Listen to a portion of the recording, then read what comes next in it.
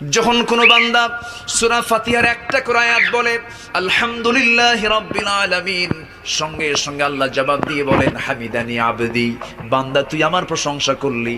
আর রহমানির রহিম যখন বলে আল্লাহ বলেন আসনা আলাইয়া আবদি। মালিক ইয়াউমিদ্দিন যখন বলে আল্লাহ বলেন মাজ্জাদানি আবদি। এরপরে যখন বলে ইয়াকা না'বুদু ওয়া ইয়াকা নাস্তাঈন পর্যন্ত যখন বলে আল্লাহ বলেন বান্দারে তুই আমার কাছে কি চাস, প্রাণ খুলে চা রে বান্দা।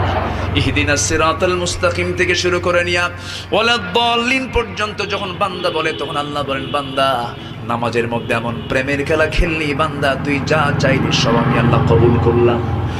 ওই বান্দা যখন রুকুতে যায় আল্লাহ তখন অস্থির হন। ওই বান্দা যখন সিজদায় যাওয়ার জন্য প্রস্তুতি নেয় সমস্ত ফেরেশতাকে ডাক দিয়ে ফেরেশতারা এই বান্দাগুলো আমাকে দেখলো না, রাসূলকে দেখলো না, কোরআনকে দেখে হাদিসকে বিশ্বাস করে আমাকে খুশি করার জন্য তার সবচেয়ে সম্মানজনক